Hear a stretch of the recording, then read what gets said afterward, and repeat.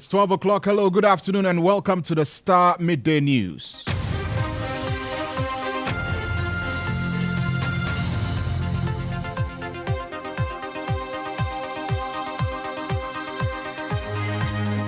And coming up on the Starr Midday News, security analyst questions the timing of the appointment of Deputy IGP in charge of operations, warning that it could cause unnecessary tension in the Ghana Police Service.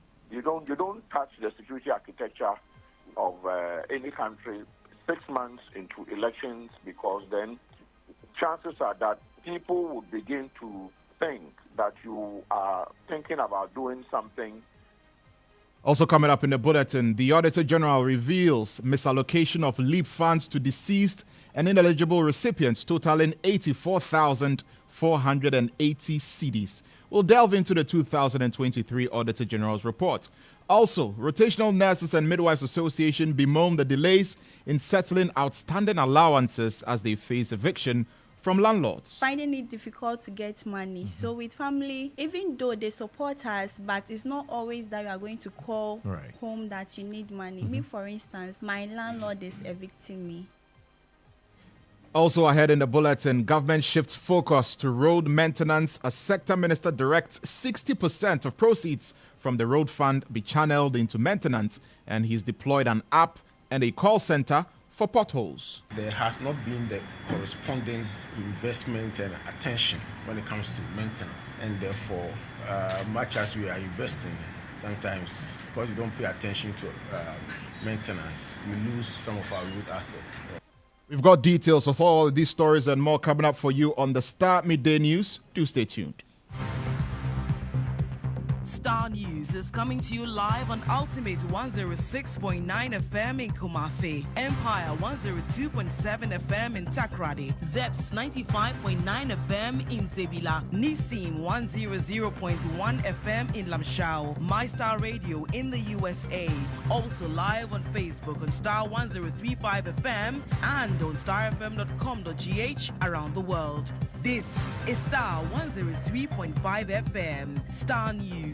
Informed, in-depth, in touch.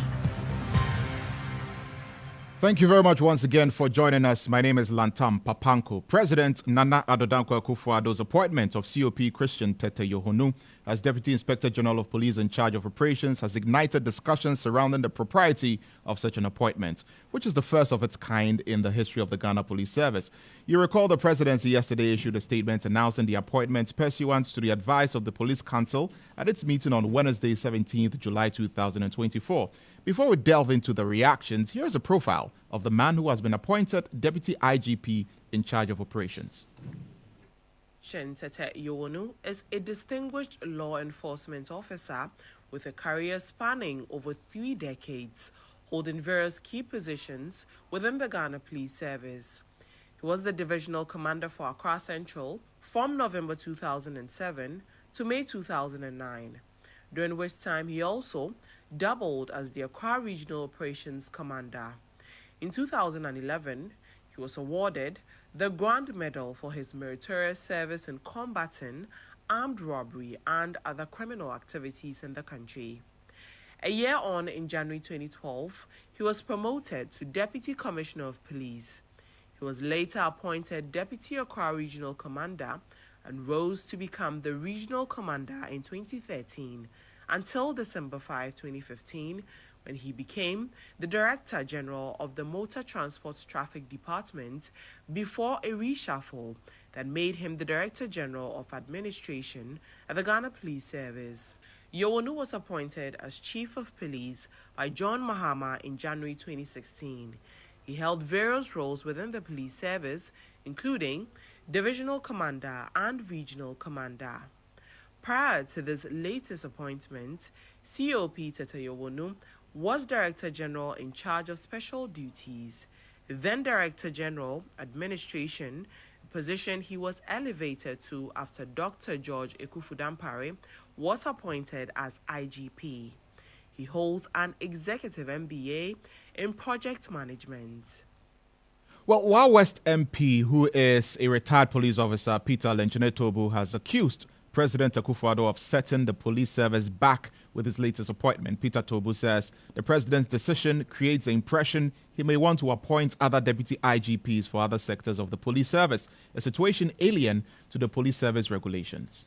Deputy Inspector General of Police by law is just like a deputy minister. You deputize for your boss. So in fact, it's a very important position in the police service. Unfortunately, which has always been left vacant over the years until Mr. James Opon came to occupy that position as Deputy Inspector General of Police. He was not administration operations. He was just Deputy Inspector General of Police according to law. And it was the same President Nana Akufo-Addo who appointed him. I'm wondering why the same president has appointed another person now, and he's saying that this particular Deputy IGP will be in charge of operations. In fact, this is of less importance because if you have a full Deputy IGP and you have another Deputy IGP in charge of a portion of the work, that is not good enough. He's giving room for people to think that he's likely to appoint another Deputy IGP in charge of administration, and such a person is likely to become senior by the police structure. 2 Deputy Inspector Generals of Police, 1 administration, 1 operation, has given us hell in the past, and we never wanted to see that. So we use law to curb it, and the president is taking us back to history.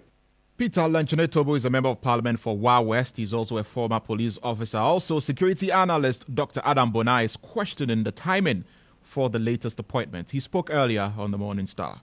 Well, COP Yohonu is qualified, if you ask me, to be a deputy IGP, if you want to call it so. But the challenge now is the timing. There are few things here. Timing and, what do you call it? The certain designation that has been, addition to the timing. You are talking about he being appointed as the, director in charge of operations. And if you ask me, I will tell you that the police already have a DG, Director General Operations. What is the president thinking? Because in the past, what we see is Deputy IGP simplicity. You are Deputy IGP, and that's the end of the story. But now, when the president seems to be asking him to perform the function of operations, when we know that the entire police service is dependent on operations, everything they do is operationally driven. So when you say in charge of operations, the question some of us are asking, they could have just left it there. As you read the police service regulation, they could have just left it there. Director, what's the name? The Deputy IGP. But unfortunately, that's not what we have seen. And that's already, there is that suspicion, the distrust when you are, talking about some appointments that the president or this president would have done. And so as far as I'm concerned, I will tell you that it's further deepens the suspicion all of us have when it comes to 2020 elections. But Yohonu is a fine police officer, and I don't want to believe that Yohonu could be used to foment trouble during 2024 elections. And remember, the IGP is in charge of the Ghana Police Service when it comes to all policing matters, even though the president seems to have made COP Yohonu to be Deputy IGP in charge of operations. I'm not too sure what that means. Is he going to be appointing 10 more Deputy IGPs, or what is he doing? And the timing, I have said it repeatedly that the convention all over the world, when it comes to, you don't touch the security architecture of any country 6 months into elections. And you've just listened to security analyst Dr. Adam Bona. Let's get some more reactions on those appointments made by the president from social media. Nanama Akwa is in the studio with the details. Nanama, how have people been reacting to this appointment of a deputy IGP in charge of operations on social media? Well, let's shoot into Facebook. Andrews is asking, by this time. We also have Solomon, who says it's injury time players. Barnabas also adds, Desperate for power, it won't happen this time. Kwame asks, with whose money? When was that office created? And to solve what problem exactly? Then says, shake my head. We have Nuruddin, who says it's just for the 2024 elections. Samuel also asks, which article in the 1992 Constitution makes provision for the appointment of a deputy IGP? He says that he's read it and he doesn't see any provision stating the appointment of a deputy IGP. When we scoot on over to X, we have Abdul Hakim, who says, something is cooking. Bachman also adds, all this will amount to nothing. If the people say no, it's no. Then EBK says the president appointing such individuals is precisely why corruption continues to plague us. How can anyone hold their boss accountable when they are wrong? These are the comments that we have for social media, Lantam. I think people want clarity to understand what exactly the position is about, what it's for, and how it's going to help society. Very well. Nanama Aqua, thank you very much for bringing us those updates from social media. For more, you can go to our social media pages at Starr 1035 FM on Facebook, X, and Instagram. Now, the Auditor General's report has uncovered that the Livelihood Empowerment Against Poverty Management Secretariat issued cash grants totaling 84,480 Ghana cedis to 44 deceased beneficiaries. The report also highlighted that 396,620 Ghana cedis was distributed to individuals who are no longer eligible for the LEAP program. LEAP, which is a government-led social protection initiative, aims to support extremely poor and vulnerable households with cash grants to alleviate economic and social challenges. This information was communicated in a transmittal letter to the Speaker of Parliament on August 8, 2023 by the Auditor General, Johnson Ekwamwa Asiedu. The audit was conducted between February and October 2022 in 5 districts of 3 regions covering the period from 2017 to 2022. My colleague Nadima Umar Uthman has joined me in the studio with more details of this Auditor General's report. What exactly has the report been saying about the LEAP program? Hello, Lantam. I think before we delve into what the report is saying, let's give our listeners a bit of a background. If somebody's listening, they've never heard, what is the LEAP program? It was instituted in 2008, and the sole purpose was sort of targets vulnerable groups and who are below the poverty line. And so these vulnerable groups comprise of orphans and vulnerable children and their caregivers, as well as the aged 65 years and above, and also persons with disabilities who are devoid of any productive capacity. And so what the Ministry of Gender and Social Protection does is to give cash grants to these vulnerable groups. And from 2016 till date, these beneficiaries receive a bi-monthly cash grant of 64 cedis to 106 cedis. That is also dependent on the number of beneficiaries in a household. So for instance, we have single households, etc. And so in these districts, we have district social welfare officers and community focal persons who are supposed to identify these groups, those who are these targeted groups, those who will benefit from this program. So basically, that's what they're supposed to do.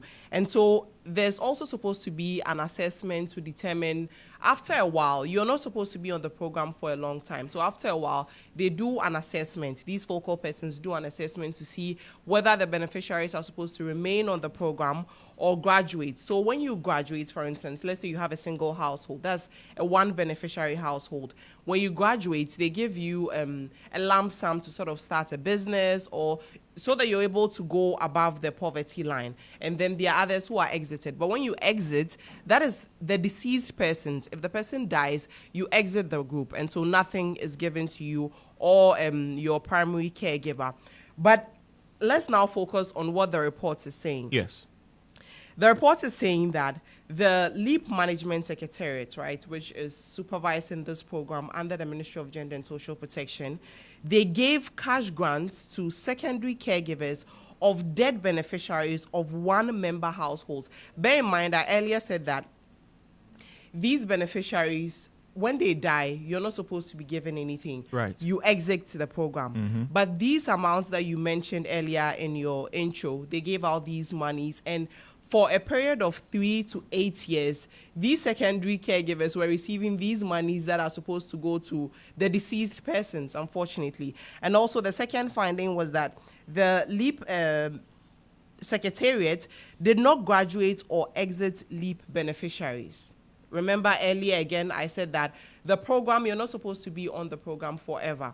After they help you, if you go above the poverty line, yes, you're supposed to either be remain. They decide whether you're supposed to remain on the program, or be exit, graduated. or graduated, and right. This was not done. And thirdly, the Ministry of Gender and Social Protection did not ensure that LEAP agencies adhered to fund utilization guidelines. Lantam. Very well. Thank you very much, Nadima Umar Uthman. But we're not done. Yes. So the report, I mean, is a lengthy read. If we can put it on you can find it on our social media pages. You can have a read and see what the Auditor General is saying. But they made some recommendations, and they're saying that the LEAP Management Secretariat should, one, ensure that the district social welfare officers and community focal persons improve on their monitoring of these beneficiaries through periodic visits and requests for information from community members on cases of dead beneficiaries as payment cycle events. And sometime last month, I personally did a story in the Ga East District where we spoke to some beneficiaries, and they mentioned that they had not received their grants for almost a year. And you know, the Ministry of Gender and Social Protection just announced an increment in the cash grants. So the Auditor General is suggesting that for them to adequately or use the funding efficiently, which comes from government anyway, these focal persons must ensure that the monitoring is done continuously so that those who are dead can be taken off the program, and then those who are now eligible for the program can be enrolled. And they're also recommending that the LEAP Management Secretariat also ensures that the case management unit updates the register with all cases of dead beneficiaries before payment. And so, I mean, now the report is out. We wait to see what's going to happen, whether we can retrieve the monies. Obviously, they've gone to these secondary caregivers, so we wait to see what happens. Probably there should be some surcharges and some disallowances, but thank you very much. You're welcome. Nadima Umar Uthman, my colleague, bringing us details of the Auditor General's report in relation to revelations that there are LEAP beneficiaries who are deceased but are still being paid, and there are those who are not supposed to be on the program who are still receiving these benefits from government. This is Starr 103.5 FM. You're listening to the Starr Midday News, and the Interior Ministry will soon enforce the publication of false news law against individuals using social media to incite violence during the upcoming December 7 general elections. The Sector Minister, Henry Quartey, emphasized the importance of preserving peace in Ghana and issued a stern warning to those contemplating such actions. He made these remarks at the commissioning of the innovative police shop in Accra. Ghana Police Service, together with the other security intelligence agencies, have a duty, and that duty, by God, they cannot fail the people of this country. And it's about ensuring that before, during, and after the 7 December elections, Ghana will continue to be peaceful. As another ministry, that is the Ministry of Interior, with a simple task to ensure that this year's elections, the police, the security agencies will discharge their duties professionally, and I repeat, professionally, to ensure that the Ghana that we live in, we shall continue to live in, and for us to send an example to other countries, more especially our neighboring countries. So, oftentimes we read in the papers, we watch videos, and we see people threatening on social medias. You make you can't for say very soon, and I repeat, very soon, under the False Publication Act, anybody who makes a threatening statement to incite violence before, during, and after the elections, we will make sure the law deals with the person and a court of competent jurisdiction will work. No violence before, during, and after elections. If there's anybody who is thinking so please, rehearse your strategy. Let us allow the people of this country to come and exercise their franchise, and Ghana will move forward. Henry Quartey is Minister responsible for the Interior. Now, the Economic and Organized Crime Office is urging owners of vehicles impounded over the years to come forward with proof of ownership to claim them. The 8 vehicles, Porsche Cayenne, Honda Accord, Toyota Matrix, Toyota Solara, Toyota Camry, Hyundai Elantra, Honda CR-V, and Hyundai Tucson were impounded by IOCO following a series of operations. IOCO reminded the owners of these vehicles that they would be compelled to dispose of the vehicles after 2 days of this public announcement. Any vehicle owner who fails to respond to this publication risks losing his or her vehicle to the state. Now, the Rotational Nurses and Midwives Association has bemoaned delays in settling the outstanding allowances. The association has given government a 2-week ultimatum to pay all outstanding allowances. Some 11,000 members of the 2023 batch have not been paid for a year since their rotational service. They argue that their respective landlords have shown little patience by evicting them from their homes. Some leading members of the association have been sharing their frustrations with Starr News. The morale is very low, but as a nurse who has gone through training, and that you just have to do this mandatory service to be able to acquire your license to practice. So you have to just bear the pain, swallow the difficulties, and go through these challenges. So as I speak with you, most of them are listening to us. They ask us, hey, so how did you do it?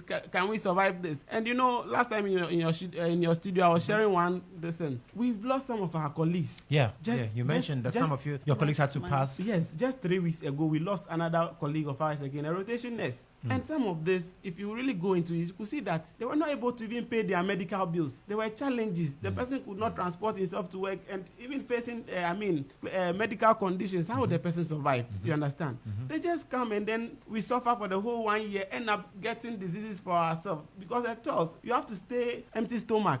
From morning to evening, or you eat once a day. Like, if we talk about this, they are not exaggerations, but they are real situations. Imagine you are not being paid. How are you going to work? So our juniors, the 20,000, are on the wards right now with low morals, but they are trying their best to deliver efficient service to them. Coming to the station and everything helps, because at times if family calls you and you'll be like, I don't have money, they will think maybe you are lying. You're a wicked sister. But here is the case, we too are finding it difficult to get money. So with family, even though they support us, but it's not always that you are going to call home that you need money. Me, for instance, my landlord is evicting me. You've just listened to some of these nurses speaking to Starr News. Now, the Minister for Roads and Highways, Francis Asenso-Boakye, has directed the Road Fund Board to channel 60% of proceeds into the road fund into maintenance of roads. According to the minister, the directive signals a policy shift where proceeds from the fund are largely used for road construction instead of maintenance, which affected the lifespan of many projects. Speaking at the swearing-in of the Nsawam Aduagiri MP Frank Anodompre,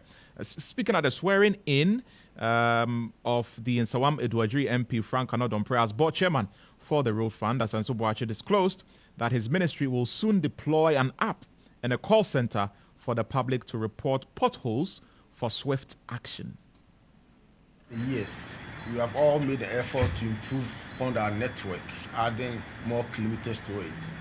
I've said it, and I think it's important that I say it here, that there has not been the corresponding investment and attention when it comes to maintenance. And therefore, much as we are investing, sometimes because we don't pay attention to maintenance, we lose some of our road assets rather quickly than it should. So as a result, we are currently embarking on an enhanced maintenance program. As you know, this road fund idea was mooted so that we can maintain our roads. But because over the years, the budgetary allocation has not been enough to develop more roads, the maintenance financing has suffered. But we believe that we cannot just continue to develop our roads without maintaining them. As a result, I'm charging the members of the board that there's a new policy shift to focus equally on maintenance. And therefore, about 60% of the proceeds from road fund, should go into maintenance so that we can protect what we have already done, whilst we look at other innovative alternative financing for more road development. We are also aware of public concerns regarding potholes and related issues, road effects. So in the next coming days or weeks, the ministry intends to roll out a program where the public can report road defects through a call center and a maintenance app with a view to letting the public participate in it, so that we have a system here that can also address these road defects. And that is one of the reasons why we are having this policy shift, so that we can have You've just listened to Roads and Highways Minister Asenso Boache. Meanwhile, the Majority Chief Whip, Frank Anodompre, during his swearing in, assured the board members that things will not be business as usual. As a country, over the years, we have all made the effort. All of us can bear witness to the dramatic effort he and his ever reliable chief director and the team has been putting in. It's just admirable. I got some marching orders when this appointment was given, and it's not a departure from what the minister has spoken to. He's spoken to a certain renewed maintenance culture that all of us have to adhere to. He's also, quite frankly, related to budgetary releases. And that comes to me as a matter that goes to the core of the concerns. Thankfully, we have people who are very experienced in these matters, and I was seated and beaming with laughter is the controller himself. Thankfully, we've been working with him. He's somebody we work with, chief director. He's always in parliament. So I don't have a magic wand. But what I can assure the Ghanaian people is that we are not going to take our work lightly. We are not going to take our work lightly. And it's not going to be business as usual. Again, we have a Minister of Finance who is one of our own. The work begins. We relate to him as we should. And we must get the oxygen to prosecute the work. That, I want to assure the Honorable Minister that we will do that. You've just listened to Frank Anodompre. Now, personnel from the Ghana Armed Forces have arrived at the Financial Division of the Accra High Court ahead of the hearing of the case in which Dr. Kessie Olatoforson and Richard Jakpa are facing charges over the purchase of ambulances said to be defective. Businessman Richard Jakpa is expected to call witnesses with Chief of Defense Staff as one of those, and Mr. Jakpa and his lawyers have subpoenaed. Ahead of the sitting, men in military uniform have arrived in court in their numbers ahead of the sitting, as reported by our legal affairs correspondent Mutala Inusa, who joins us on the line to shed a bit more light on what has been happening in court. Mutala, welcome to the bulletin. What more can you tell us about what's happening in court currently as regards this case? Well, Lantam, if I'm not mistaken, I can tell you that men from the military form majority of the 10 people who are currently seated at the courtroom presently in the case in which Richard Jakpa, Dr. Kessie Olatoforson are facing charges.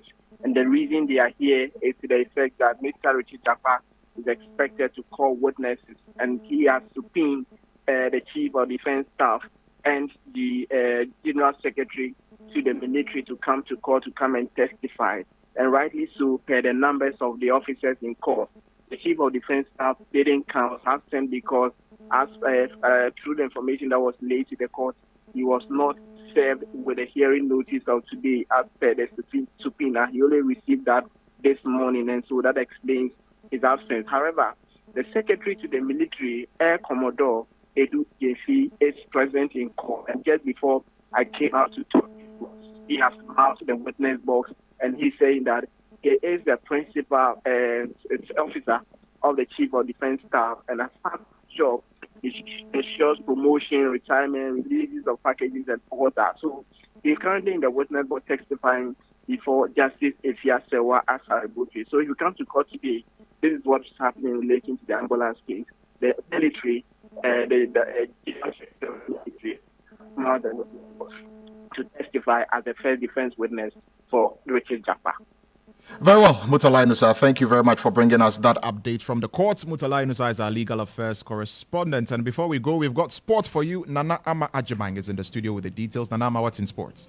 In sports this afternoon, Kumasi Asante Kotoko extended their dominance over their arch rivals, Accra Hearts, in a thrilling match as they defeated them to lift the Democracy Cup at Accra Sports Stadium yesterday. The commemorative game was held to celebrate 30 years of parliamentary democracy in Ghana. Kumasi Asante Kotoko scored the opener on the half-hour mark from the sports kick converted by Justice Blay. Accra Hearts equalized after the break with a header from new signing Asamoah Boateng. Kotoko, however, regained the lead moments later when Peter Amidu capitalized on a defensive error by Accra Hearts to secure a 2-1 victory for the Kumasi-based club. That is all for sports. Back to you, Lantam. Thank you very much. Nana Ama Ajimang there with the sports.